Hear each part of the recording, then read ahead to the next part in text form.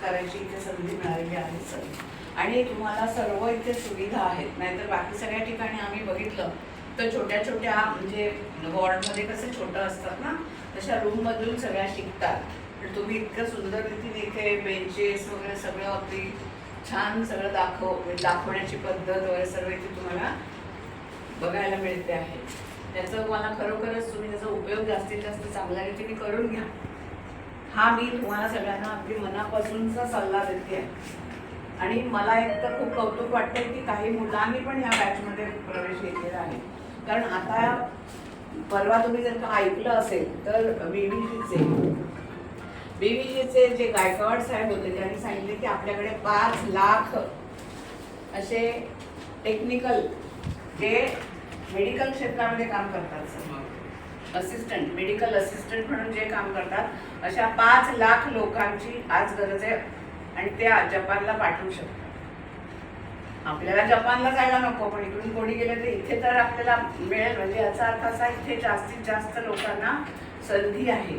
कारण आयुष्यमान वाढतं आहे. आयुष्यमान वाढल्यामुळे आपल्याला रोग पण वाढत आहेत.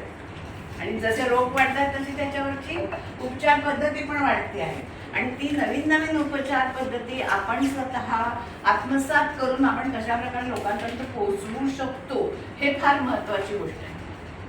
आणि त्याच्यामधला हा अगदी फाउंडेशन म्हणजे बेसिक असा हा कोर्स आहे. आणि मला आणखीनही एक चांगलं वाटतं की इथे 30 वगैरे वर्षात किंवा 25-30 वर्षाच्या वरच्या महिला पण लग्न झालेल्या इथे उपस्थित आहेत.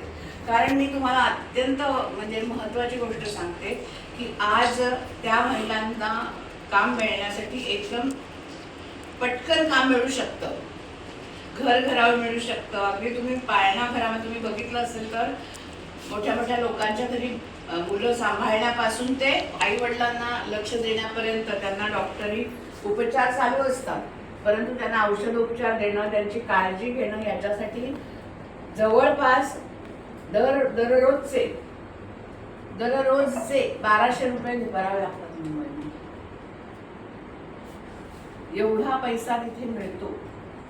आता काळजी घ्यावी लागते, आईप्रमाणे सांभाळावं लागतं. हे जरी खरं असलं तरी एवढं मार्केट आहे, एवढं जॉब मार्केट आहे. आणि जेवढं जास्त जॉब मार्केट आपल्याला मिळतं तेवढं जास्त आपल्याला काय म्हणायचं तयारी करायला लागते स्वतःची. कॉम्पिटिशन